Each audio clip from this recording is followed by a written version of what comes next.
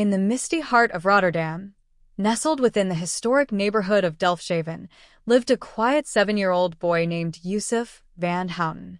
Unlike most children his age, Yusuf was not one to shout or demand attention. He spoke softly, observed keenly, and often wandered through the cobbled streets with his hands behind his back, lost in thought.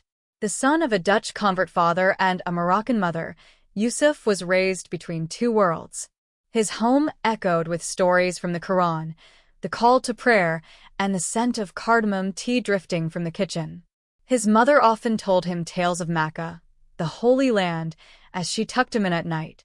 She would describe the Kaaba in such vivid detail that it took root in Yusuf's imagination as a place somewhere between dream and destiny.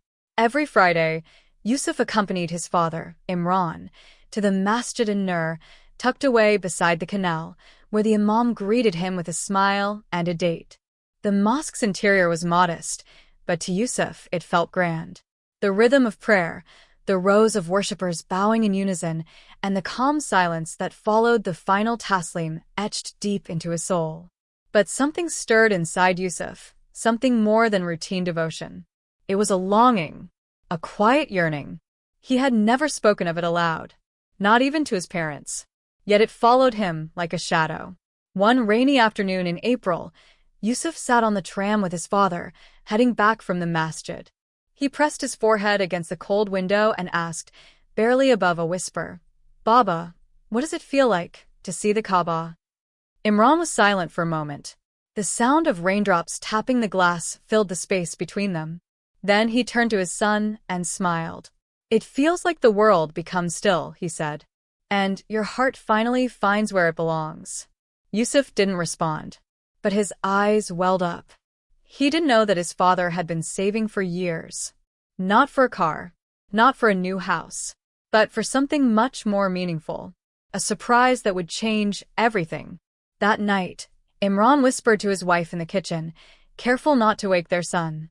Her eyes widened, then softened, and she nodded slowly, placing her hand on his. In a city known for its bridges, a new one was quietly being built, not from steel or stone, but from faith, love, and a boy's pure-hearted longing. And the journey was just about to begin. It was the morning after Yusuf's quiet question on the tram. The Van Houten household stirred gently to life. Birds chirped outside the fogged kitchen windows, and the sweet scent of cinnamon porridge rose with the steam. But Imran had something planned. As Yusuf finished his breakfast and headed to his room, Imran slipped an envelope beneath the prayer mat where Yusuf prayed every day. That afternoon, as the winter sun spilled into his small bedroom, Yusuf knelt for his Asr prayer. The moment his forehead touched the mat, he felt something odd beneath it. He paused, lifted the fabric, and found the white envelope. On the front was his name, written in his father's neat handwriting.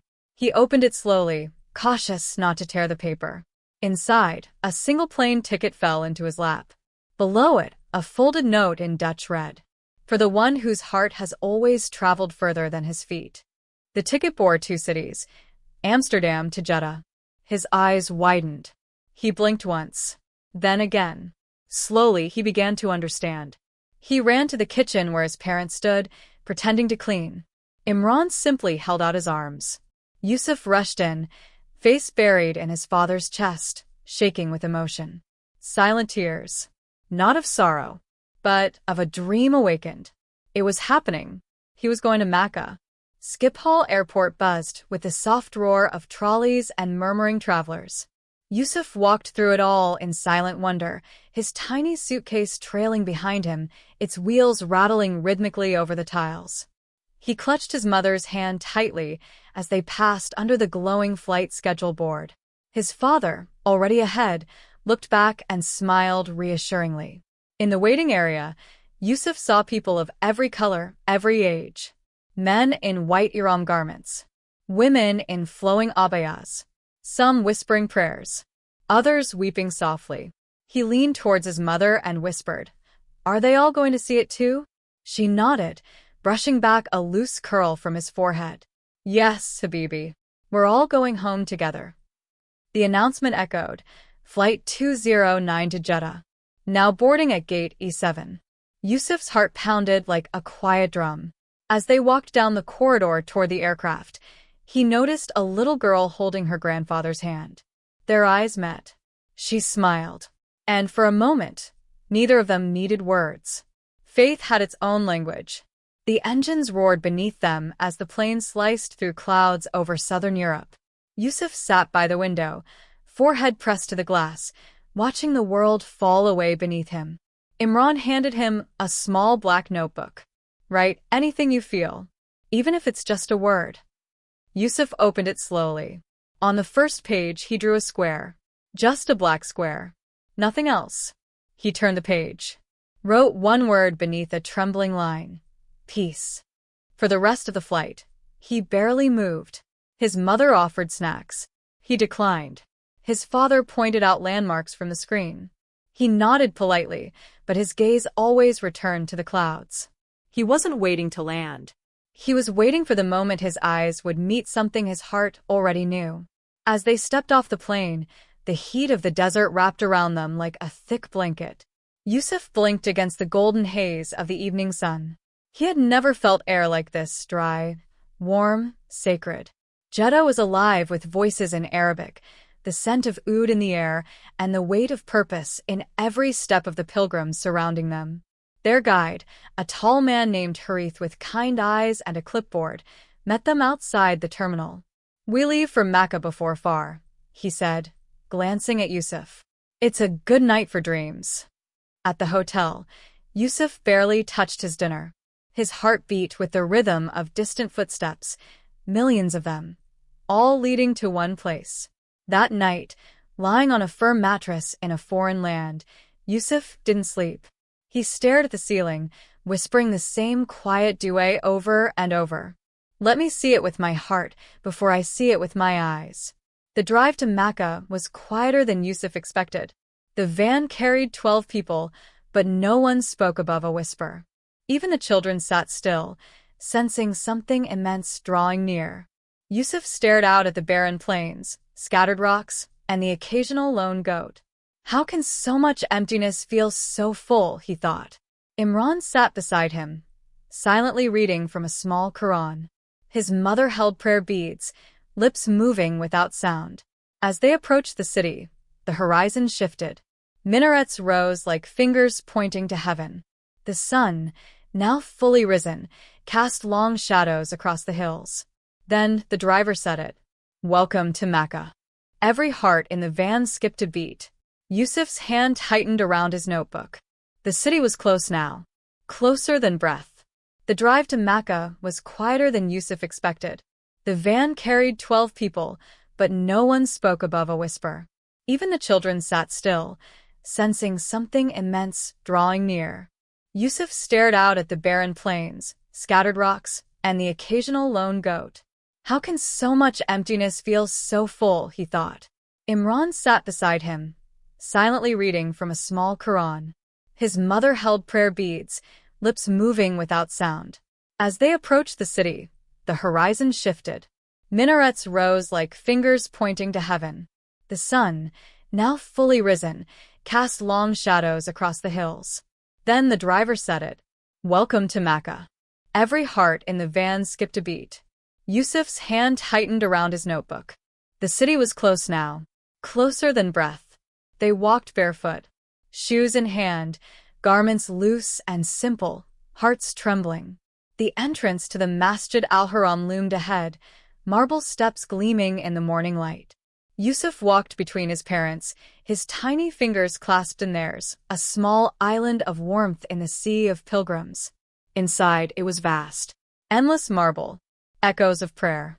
The call to far swirling around them like soft wind. Then, without warning, they turned a corner. And there it was, the Kaaba, standing silent, black, timeless. Yusuf froze. Everything else disappeared. The noise, the crowd, even his breath. His knees weakened, his vision blurred. Tears sprang to his eyes, uninvited but pure. He looked up at his father. Imran's face was already wet with tears. Yusuf stepped forward. Just one step. And broke. He wept like he had never wept before. Not in pain, but in recognition. His heart had found its home. Tawaf began slowly. Yusuf walked hand in hand with his parents around the Kaaba, surrounded by thousands. Yet somehow, he felt utterly alone with it. The black cloth rippled gently in the morning breeze, the golden embroidery catching the light like starlight in daylight. Each round pulled something from deep within him. With every step, memory surfaced, his first prayer beside his father, the sound of rain on the tram, the soft rhythm of his mother's recitations. It all gathered inside him like water in a well. Around him, strangers wept openly. Some whispered names of loved ones, some clutched photos to their chest, others simply looked upward as if waiting for the sky to open. In his little notebook, Yusuf wrote just one thing after his 7th round. "I don't feel small here. I feel right-sized." As they finished, Imran placed a gentle hand on Yusuf's shoulder and whispered, "You belong here, my son. Always." Later that afternoon, under the soft sun of Makkah, Yusuf and his family visited the area near the ancient Zamzam well. They stood beside a row of taps where pilgrims drank and filled their bottles. Yusuf held a plastic cup carefully, his lips trembling as he drank the cool, sweet water. His father told him the story of Hajar, how she ran between the hills, searching for help, and how the water burst forth beneath her child's feet. "She ran with love and trust," his mother added gently. "And Allah answered with mercy." Yusuf took out his notebook and began to write. This time, a full letter. Not to his parents, not to a friend, but to the Kaaba itself. He thanked it for waiting for him, for calling him, even when he didn't know how to ask. He folded the letter neatly, pressed it to his chest, then quietly placed it under a stone near the courtyard, just between him and the earth. No one noticed, except one boy, standing nearby. The same girl from the airport, now with her brother. They nodded to one another again. This time, not in greeting, but in knowing. The final night arrived before they even realized. Yusuf lay awake, suitcase packed, white garments folded neatly at the foot of the bed. He stared out of the hotel window, watching the lights of the city flicker like stars that refused to sleep. His parents sat nearby, sipping mint tea in silence. He finally spoke. "What if I forget it?" Imran looked up. "Forget what?" "This feeling." His mother stood and walked over, kneeling beside him. "Feelings fade," she said. "But what you do with them, that's what stays." In the airport the next morning, Yusuf was quiet again. But not the same kind of quiet he used to be. This was different. He had seen something, felt something. He had become something. As the plane lifted off the tarmac, he opened his notebook one last time on that journey. The final page was blank until he wrote, "I left my tears in Makkah, but I brought home my heart." Above the clouds, above the desert, the boy from Delfshaven began the journey back. But part of him never left.